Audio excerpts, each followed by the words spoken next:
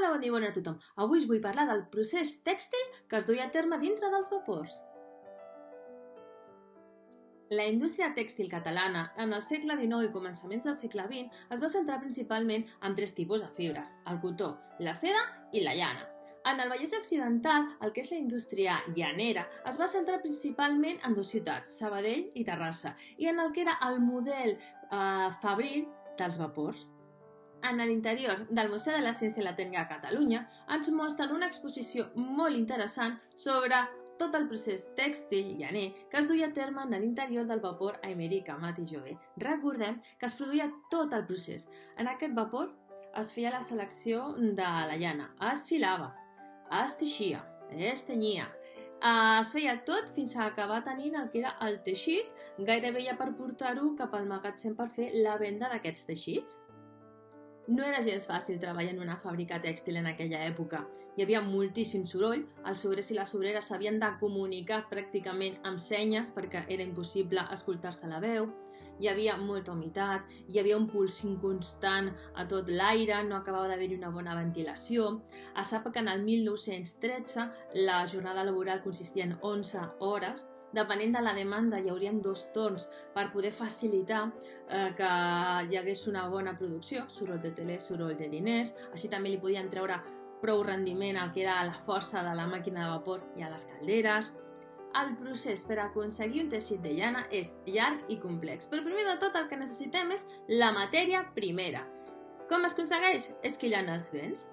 Aquesta llana, aquest velló, un cop rentada i desmuntada, s'empaquetaria en forma de bales, en formes de sacs. Quan arribaven a les fàbriques, el primer procés de tot seria el sorteig. Col·locarien el velló damunt de la taula del sorteig per poder separar les fibres llargues de les fibres curtes. És a dir, segons la part del cos, unes s'anirien cap a una banda o cap a una altra. No era el mateix que vingués de l'esquena, dels costats, de les costelles, del ventre, o que tingués un color o un altre, o si tenia el que era la tinta d'identificació. La base de la taula del sorteig era reixada per anar eliminant la brutícia mentre es feia la tria. La batuda consistiria en centrifugar la llana a l'interior del batuà per eliminar la brutícia i esponjar els flocs de llana que facilitava el procés de la filatura.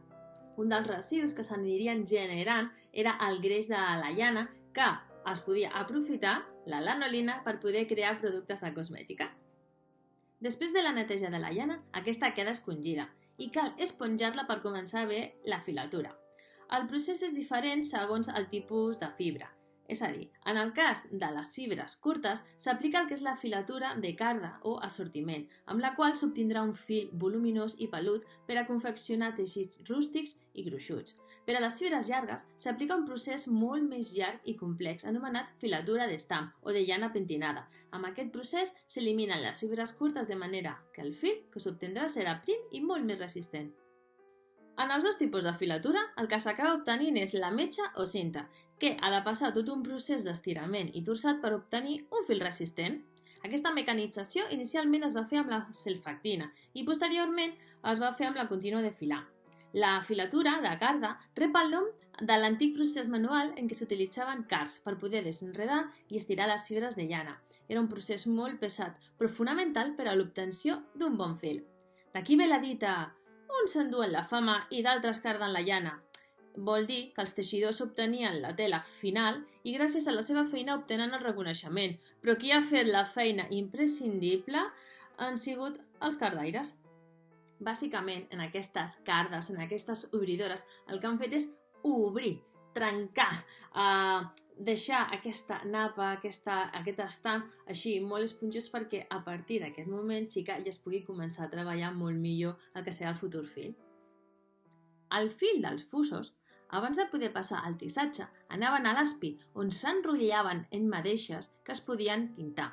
D'aquí a les màquines bobinadores i finalment a les màquines de rodeig i a les de bitlles, d'on sortien els rodeigs per a l'ordidor i les bitlles per a la llançadora.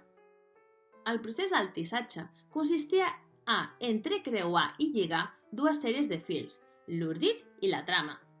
Els fils de nombrosos rodets es disposaven ben paral·lels i estirats damunt una bota que els anava cargolant per formar l'ordit que es col·locava als telers, que eren de garrot o d'espassa.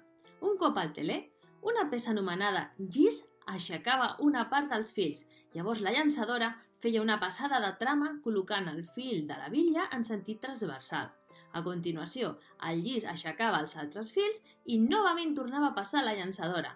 De la conjunció al teler de l'ordit i la trama en sortien les peces de tela.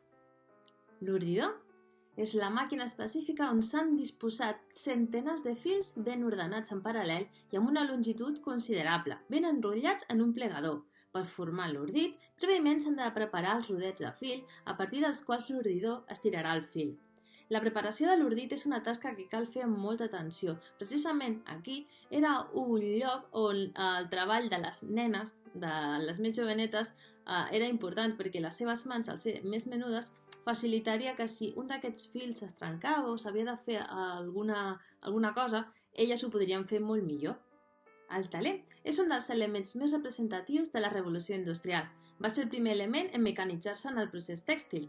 El teler és la màquina que entrellaça els fils per obtenir el teixit, en aquest cas del tipus pla o de calada.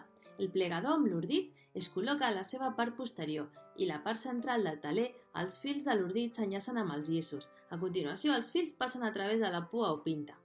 Totes aquestes màquines funcionaven gràcies a la força de la màquina de vapor, la qual, a través de rodets, de politxes, d'embarrats, de corretges, ho posava tot en funcionament.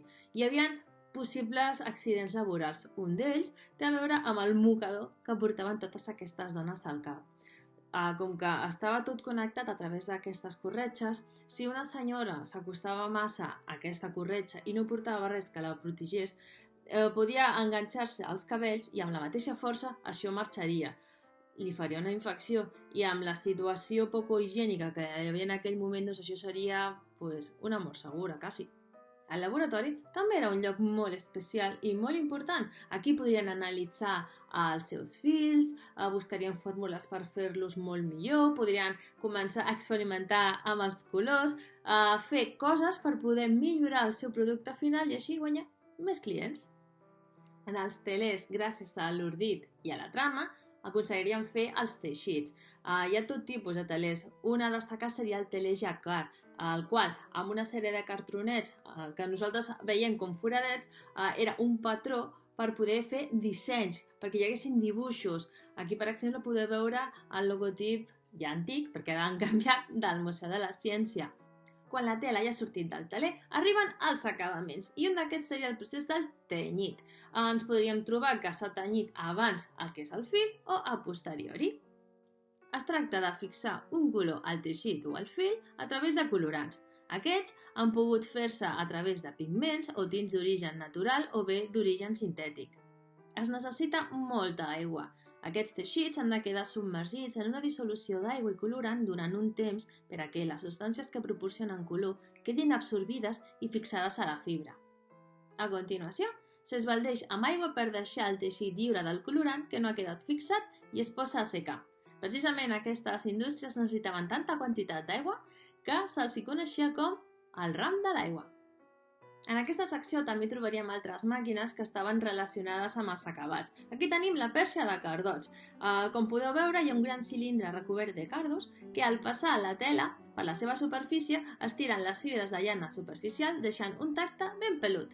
Després tenim aquesta taula, que són de les repassadores, que el que han de controlar és que no hi hagi ni cap fil ni cap foradet, perquè la peça, que ha de quedar perfecta, ja podrà ser traslladada cap al magatzem. El magatzem del vapor Emèrica Matijové no estava a l'interior d'aquest edifici, estava en un altre. Actualment té la seu de l'Arxiu Tovella. Allà és on es faria la venda de la roba que s'havia fabricat en l'interior del vapor Emèrica Matijové. Aquí normalment vindrien sastres i modistes, que eren els que tenien els encàrrecs per comprar la roba necessària per fer després aquests vestits que els havien encomanat. Això ha sigut molt breu. Jo us recomano que aneu. Fins i tot fan una visita teatralitzada que és superxula en el museu i així ho podreu veure in situ. Posen màquines en funcionament. És molt xulo, és una passada. Espero que us hagi agradat i si voleu ens veiem a la propera. Adeu!